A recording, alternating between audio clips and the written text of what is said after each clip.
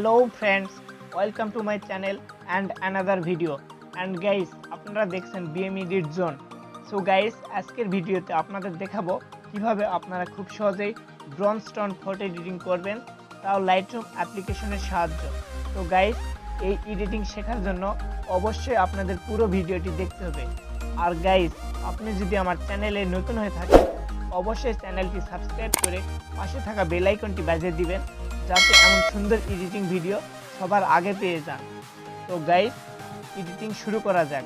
First of all আমরা Lightroom অ্যাপটি open করে নিব, দেন প্লাস আইকনে দেন যে ফটোটি এডিট করব সেটি সিলেক্ট করে নিব,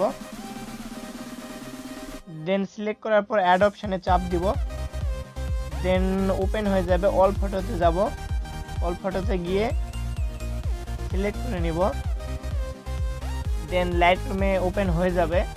লাইটরুমে ওপেন হয়ে যাবার পর ফার্স্ট অফ অল চলে যাব কালারে, কালারে যাবার পর টেম্প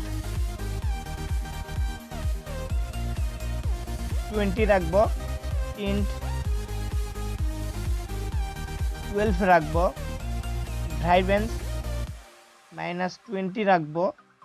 দেন চলে যাব মিক্স টুলে, মিক্স টুলে যাবার পর চলে যাব অরেঞ্জ কালারে, অরেঞ্জ কালারে যাবার পর স্যাচুরেশন -20 রাখবো। দেন চলে যাব ইয়েলো কালারে, ইয়েলো কালারে যাবার পর হিউ -100 করে দিব এবং স্যাচুরেশন +100 করে দিব। দেন চলে যাব গ্রিন কালারে, গ্রিন কালারে যাবার পর হিউ -100 করে দিব এবং উপরে ডান করে দিব।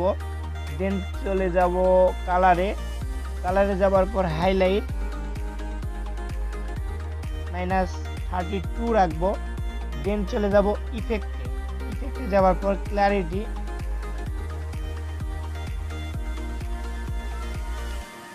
33 রাখবো এবং দেহেজ 8 রাখবো এবং ভিগনেট -28 রাখবো।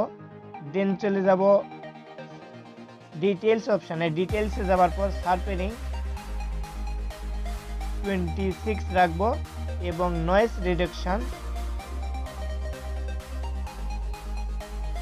21 রাখবো এবং কালার নয়েজ রিডাকশন 27 রাখবো এবং স্মুথনেস 73 রাখবো।